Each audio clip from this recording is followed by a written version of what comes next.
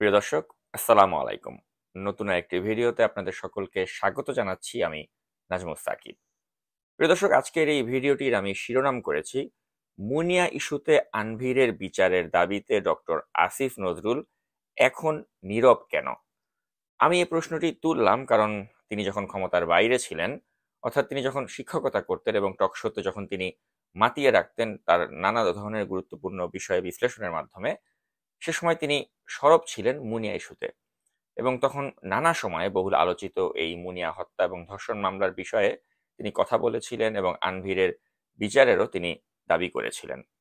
এবং চ্যানেলের আলোচিত যে অনুষ্ঠান বা টক শো তৃতীয় মাত্রা, সেই তৃতীয় মাত্রায় ডক্টর আসিফ নজরুল তিনি উল্লেখ করেছিলেন যে মাওলানা মামুনুল হকের কথিত দ্বিতীয় স্ত্রীর যে একান্ত ব্যক্তিগত ডায়েরি, সেই ডায়েরিকে রহস্য উন্মোচনের অজুহাত দেখিয়ে মূলধারার মিডিয়াতে যেভাবে প্রচারের মাধ্যমে মামুনুল হককে কলঙ্কিত করার চেষ্টা করা হয়েছিল, কিন্তু একই চিত্র এই মুনিয়া এবং আনভিরের ক্ষেত্রে কিন্তু দেখা যায়নি। অর্থাৎ মুনিয়াকে হত্যা এবং ধর্ষণ করলো আনভির এবং সেই মুনিয়া হত্যা এবং ধর্ষণ মামলার অন্যতম আসামি সায়েম সোবান আনভির, বসুন্ধরা গ্রুপের যিনি এমডি, তার সাথে মুনিয়ার যে কথোপকথন, যে অডিওগুলো প্রচার হয়েছিল সে সময় সামাজিক যোগাযোগ মাধ্যমে, বিশেষ করে নাগরিক টিভিতে সর্বপ্রথম যে অডিওগুলো প্রচার হয়েছিল এবং যেগুলো ভাইরাল হয়ে গিয়েছিল, সেগুলো কিন্তু মূল ধারার কোনো মিডিয়াতে প্রচারিত হয়নি।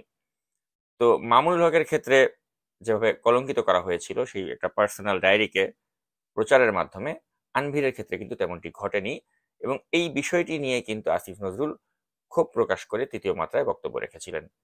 চলুন এ পর্যায়ে আমরা সেই ভিডিও ক্লিপটি একটু দেখে নিই। কথা শেষ করলেন, তার জি। কথিত দ্বিতীয় স্ত্রীর যে সন্তান, তার ডায়েরি পর্যন্ত আপনি করাই দিতে পারেন টিভিতে। আর আজকে আনভিরের যে ভিডিও গুলো আসছে সেটা আপনি টিভি প্রচার করলেন না কেন? তো মানুষের প্রশ্ন আসবে না? এখন ধরেন চ্যানেল কারোকে যদি প্রচার না করে, যদি আনভিরেরটা না করে, তখন না আপনি প্রশ্ন কম পাবেন। জি। কিন্তু এই জাজ্জল্যমান প্রশ্ন এড়ায় মানুষ কি গাধা নাকি? তো আমার মনে হয় সাংবাদিকতা যে সংকটে পড়েছে, এটার থেকে উদ্ধার সাংবাদিকদেরই বেরো আসতে হবে। সরকার এবং মালিকের যতই টাইট ক্লিপিং থাকুক, কিছু বিশ্বাসযোগ্যতা প্রতিষ্ঠা করা তাদের পক্ষে সম্ভব। দর্শক, এখানেই কিন্তু শেষ নয়। ডক্টর আসিফ নজরুল এই একই অনুষ্ঠানের এই একই পর্বে তিনি মুনিয়ার ব্যাপারটিকে কেন্দ্র করে বসুন্ধরার মিডিয়াগুলো যে ধরনের অপসাংবাদিকতার যে একটা নজির রেখেছিল, বিশেষ করে নঈম নিজাম এবং ইমদাদুল হক মিলনের মতো যারা আনভিরের সেবা দাস, সেই দালালদের কর্মকাণ্ডেরও কিন্তু তিনি তীব্র সমালোচনা করেছিলেন। এবং ডক্টর আসিফ নজরুল সেই টকশোতে তিনি বলেছিলেন যে কালো পুঁজির মালিক এই বসুন্ধরা শাহ আলমের মতো লোকেরা, তারা সৎ সাংবাদিকতার জন্য মিডিয়া বানায়নি। তিনি কি বলেছিলেন চলুন দেখেন এই বিস্তারিত এই ভিডিও ক্লিপটিতে।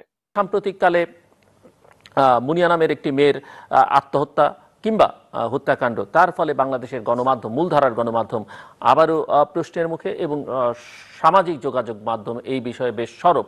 সো আমি একটু আপনাদের কাছ থেকে শুনতে চাই। এক নম্বর কারণ যেটা আমি সবচেয়ে বেশি মনে করি, এখানে যারা অবৈধ পুঁজির মালিক হয়েছে, কালো পুঁজির মালিক হয়েছে, প্রশ্নবিদ্ধ পুঁজির মালিক হয়েছে, তারা সবাই সংবাদ মাধ্যম কিনে নিয়েছে, সংবাদ মাধ্যমের মালিক হয়েছে। এবং আমাদের এই সরকারগুলো, প্রথমে বিএনপি সরকার এবং পরে আরো ব্যাপকভাবে আওয়ামী লীগ সরকার, এই কালো টাকা, অবৈধ টাকা, খারাপ টাকার পুঁজিপতিদেরকে গণমাধ্যমের মালিক হতে সাহায্য করেছে, নিজেদের স্বার্থে সাহায্য করেছে, তাদের পক্ষে থাকবে। এখন এরা যখন আসে, ধরেন বসুন্ধরার মতো গ্রুপটা, সে কি এখানে সৎ সাংবাদিকতা করতে আসছে? সে আসছে হচ্ছে তার বিজনেসের সুবিধার জন্য, একটা রাজনৈতিক প্রতিপত্তি সৃষ্টির জন্য, প্রতিপক্ষকে দমন করার জন্য। হ্যাঁ, এরকম কিন্তু আরো অনেকগুলো পত্রিকা হাউস আছে, আমি শুধু বসুন্ধরা নাম আসছে দেখে সেটা বললাম। এমন সেরকম একটা জায়গাতে গিয়ে সত্যিকার অর্থেই সাংবাদিকদেরকে স্বাধীনতা চর্চা করা খুব কঠিন হয়ে যায়। তারপরে যেটুকু চর্চা করা যেত সেটুকু তারা করতে পারে না কেন, এটা হচ্ছে আমার প্রশ্ন। যেমন ধরেন আপনি আজকে কালের কণ্ঠে আছে ইমদাদুল হক মিলন, বাংলাদেশ প্রতিদিনে আছে নঈম নিজাম, তারা কি আপনার ইয়েকে বোঝাতে পারতো না, আনভিরকে বোঝাতে পারতো না যে এই নিউজটা যদি আমরা কোনোভাবেই না দেই তাহলে এটা আপনার জন্যই বিপক্ষে যাবে? এইটুক ক্ষমতা, বার্গেন করার ক্ষমতা নাই কেন? এইটুক বার্গেন করার ক্ষমতা থাকতে হবে। দেশ রূপান্তর কিভাবে, যে মেয়েটা মারা গেল তার এবং তার বোনের চরিত্র হননের নামে, এটা কি সরকার বলে দিয়েছে? প্রশ্নই আসে না। সরকার বলে দিয়েছে মুনিয়ার চরিত্র হনন করো, পুলিশ বলে দিয়েছে মুনিয়ার চরিত্র হনন করো। এটা বড়জোর বসুন্ধরার মালিক গোষ্ঠীর কোন একটা সংযোগ থাকতে পারে বড়জোর। তা আপনি সেখানে মাথা মতো করলেন কেন? লজ্জা হওয়া উচিত তাদের।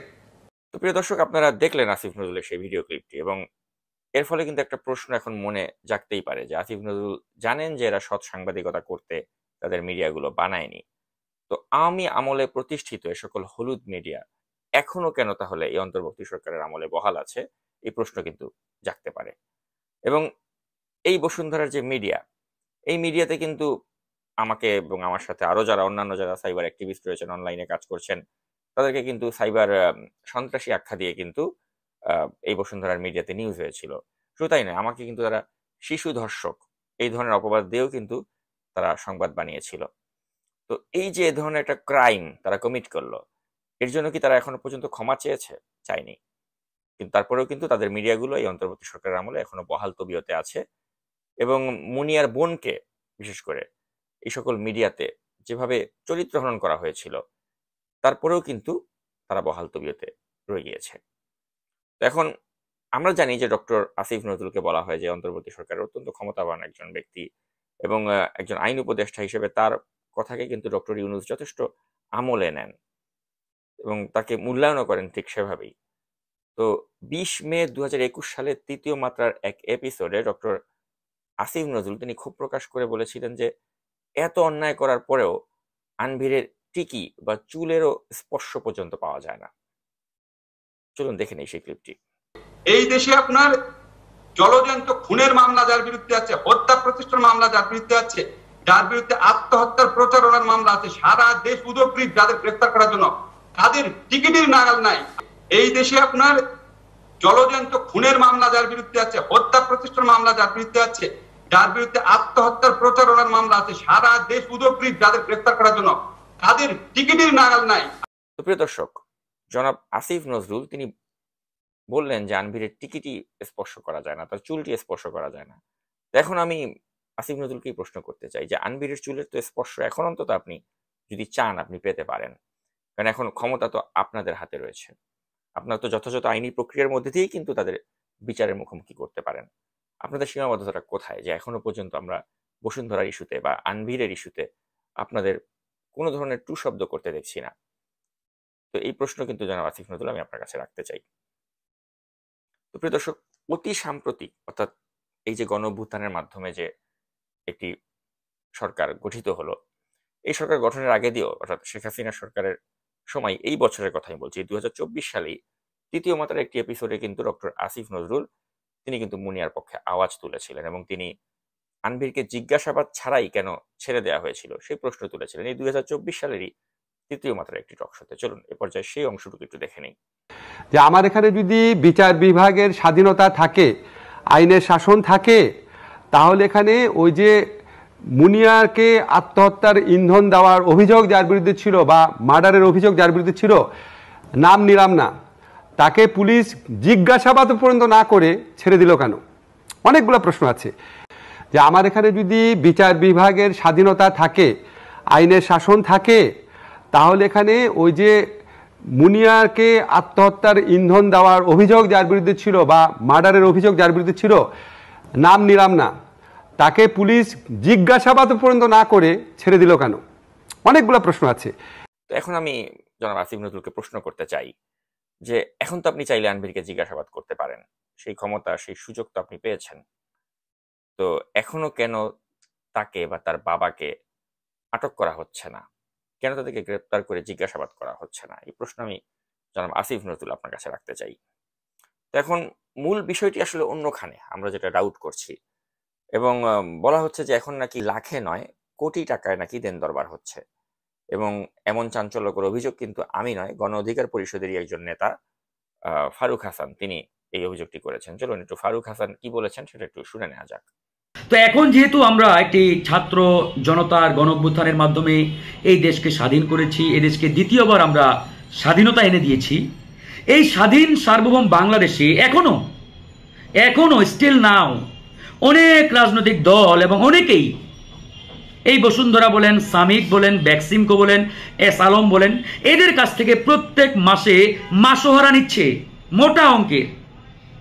সেটা যদি আগে লাখ টাকাই ছিল, এখন সেটা কোটিতে রূপান্তর হয়েছে, কোটি টাকায়। কেন বলছি জানেন? ধরেন এই যে বসুন্ধরা লক্ষ লক্ষ কোটি টাকার মালিক। সে যদি কোনো একটি দল কিংবা কোনো এক নেতার পিছনে মাসে 1 কোটি টাকাও ইনভেস্ট করে, এই 1 কোটি টাকা তার একটা চুলের সমানও না, চুল তার সমানও না। এবং এই 1 কোটি 2 কোটি কিংবা 10 কোটি টাকার বিনিময়ে সে যদি তার মুখটা বন্ধ রাখতে পারে এবং প্রকারান্তরে সে যদি এক প্রকারের বসুন্ধরার পক্ষে তাকে দাঁড় করাতে পারে যে আপনি বসুন্ধরার পক্ষে কথা বলবেন, আমাদের বিরুদ্ধে যাবেন না, মাসে আপনার অ্যাকাউন্টে কিংবা আপনার কাছে 1 কোটি টাকা চলে যাবে, আপনার কি মনে হয় যে ওই ব্যক্তিটি বা ওই নেতাটি বা ওই দলটি আপনার বসুন্ধরার বিরুদ্ধে কথা বলবে, বা এস আলমের বিরুদ্ধে কথা বলবে, বা অন্য কোনো মাফিয়া শিল্প গ্রুপের বিরুদ্ধে কথা বলবে? বলবে না। আপনি নিশ্চিত থাকুন, বলবে না। তো এরকম অনেকেই আছে, আমরা জানি তারা কারা, এবং আমাদের কাছে তথ্য উপাত্ত আছে। তো প্রিয় দর্শক, ফারুকের এই বক্তব্য বা দাবিকে মিথ্যা বলার কিন্তু সুযোগ নেই, কারণ এখন যে দেন দরবার হচ্ছে সেটা সাক্ষী স্বয়ং আমি নিজেই। কারণ আপনারা জানেন যে পুলিশকে নিয়ে সবচেয়ে বেশি রিপোর্ট কিন্তু আমি করেছিলাম শেখ হাসিনার ফ্যাসিস্ট শাসনের সময়, এবং পুলিশের ভিতরে যত অন্যায়, যত অপকর্ম, এটা আমার চেয়ে বেশি অন্য কোনো অনলাইন অ্যাক্টিভিস্ট দেখিয়েছিলেন কিনা প্রতিবেদনের মাধ্যমে সেটা আমার অন্তত জানা নেই। তাই এই পুলিশের নিয়োগ প্রক্রিয়া নিয়ে বা এই পুলিশের ব্যাপার নিয়ে কিছু না কিছু মতামত প্রকাশ করার অধিকার নিশ্চয়ই আমি রাখি বলে আমি মনে করি। তো অত্যন্ত দুর্ভাগ্যজনক বিষয় হচ্ছে যে শেখ হাসিনার সময়ে এই ডিবি পুলিশের যিনি প্রধান ছিলেন হারুন, তার কুটচালের কারণে একজন পুলিশ কর্মকর্তা 20তম BCS এর তিনি চাকরিচ্যুত হয়েছিলেন, এবং তাকে নিয়ে যত ধরনের মিথ্যা অপপ্রচার আছে করা হয়েছিল। তো শেখ হাসিনার সময় পদবঞ্চিত হারুনের দ্বারা কুটচালের শিকার একজন ব্যক্তি, সেই কুটচালের শিকার ব্যক্তিটি যাতে এই সরকারের আমলে অন্তত তাকে যথাযথ মূল্যায়ন করা হয়, তার OSD প্রত্যাহার করা হয়, এর জন্য কিন্তু আমি, যিনি বর্তমানে সিনিয়র স্বরাষ্ট্র সচিব রয়েছেন আব্দুল মোমেন, যিনি IGP রয়েছেন মিস্টার মইনুল, তাদেরকে কিন্তু আমি এই বিষয়টিকে একটু নজর দিতে বলেছিলাম। আমি কিন্তু কোনো তদবির করিনি, আমি বলেছি যে আপনারা বিষয়টি একটু মানবিক দৃষ্টিতে বিবেচনা করবেন।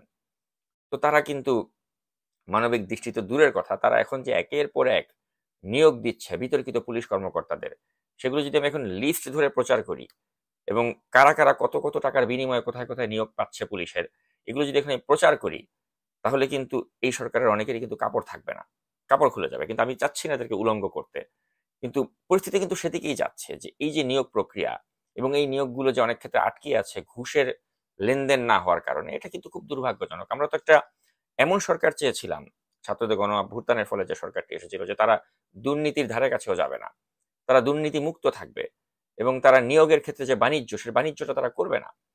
কিন্তু অত্যন্ত দুর্ভাগ্যজনক বিষয় হচ্ছে সেই বাণিজ্য হচ্ছে, এবং আমি প্রতিটা পুলিশ কর্মকর্তার নাম উল্লেখ করে বলতে পারি যে কে কত টাকা ঘুষের বিনিময়ে কাকে কাকে নিয়োগ দিচ্ছেন, এবং এখানে কোন কোন সরকারি কর্মকর্তারা জড়িত রয়েছেন প্রত্যেকের নাম উল্লেখ করে আমি কিন্তু প্রকাশ করতে পারি। কিন্তু আমি চাই না এই সরকারকে বিব্রত করতে, এবং যে কারণে আমি বারবার কিন্তু বলছি যে আমি আপনাদেরকে বিব্রত করতে চাই না, কিন্তু আপনারা ভালোর পথে থাকুন, ন্যায়ের পথে থাকুন। কিন্তু আসলে যেটা হচ্ছে যে আসলে আমাদের কথাগুলোকে কিন্তু মোটেই আমলে নেওয়া হচ্ছে না, এটা অত্যন্ত দুর্ভাগ্যজনক। এবং আমি পরিশেষে শুধু এটাই বলতে চাই প্রিয় দর্শক, যে বসুন্ধরা শাহ আলমের বিরুদ্ধে গ্রেপ্তারি পরোয়ানা জারি হয়েছে, কিন্তু এখনো সে বহাল তবিয়তে রয়েছে। গ্রেপ্তারি পরোয়ানা নিয়েই সে ধরাকে সরাগান করে এখনো দিব্যি অফিস করে বেড়াচ্ছে, তার কিছুই হচ্ছে না। এবং এই যে আমরা যারা অনলাইন অ্যাক্টিভিস্টরা এত আওয়াজ তুলছি যে কুখ্যাত ভূমিদস্যু বসুন্ধরা গ্রুপ, তাদেরকে বিচারের মুখোমুখি করা হোক, এটাকে যেন থোড়াই কেয়ার করা হচ্ছে, পাত্তাই দেওয়া হচ্ছে না। অর্থাৎ সেই আওয়ামী লীগের আমলে আমরা যে দেখেছিলাম যে আওয়ামী লীগের একজন অলিগার্ড ছিল শাহ আলম, এখন এই বর্তমান সরকারের আমলেও সে দাপটের সাথেই তার বসুন্ধরা গ্রুপ চলছে, তার পত্রিকা, তার মিডিয়ার নামে যে অপসাংবাদিকতা করা যে মাধ্যমগুলো, সে মাধ্যমগুলো চলছে, এবং তার এই গ্রুপে 183 জন সাংবাদিকের বেতন 10 মাস ধরে আটকিয়ে রাখা হয়েছে, এবং এই সাংবাদিকগুলো এখন মানবেতর জীবনযাপন করছে। তারপরেও কিন্তু এই বসুন্ধরার মিডিয়াগুলোকে ধরা হচ্ছে না, একে রাষ্ট্রীয়করণ করা হচ্ছে না। আমি বলছি না যেগুলো বন্ধ করে দিয়ে এই সাংবাদিকগুলোকে বেকার করে দেওয়া হোক, আমি চাই যে রাষ্ট্র এগুলোর মালিকানা গ্রহণ করুক, রাষ্ট্রের দ্বারা এগুলো পরিচালিত হোক, কিন্তু বারবার বলার পরেও এগুলোকে কোনো ভ্রুক্ষেপ করা হচ্ছে না। অর্থাৎ আমাদের কথার কোনো দামই নেই।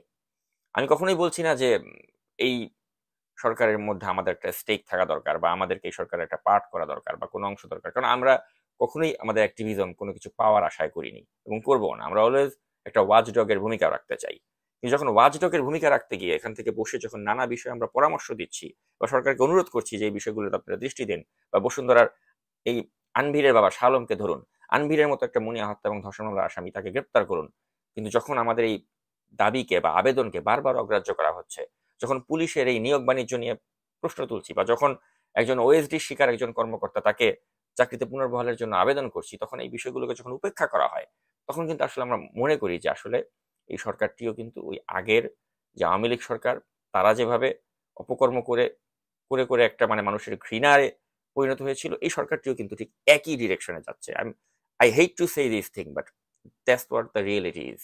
এবং এই বাস্তবতা এবং এই পরিস্থিতি যদি কন্টিনিউ করতে থাকে, তাহলে কিন্তু আমরা যে আশায় বুক বেঁধেছিলাম, আসলে আমাদের সেই আশা মানে দুরাশায় পরিণত হতে যাচ্ছে খুব শিগগিরই। তো আমি সেটা চাই না, মোটেও চাই না।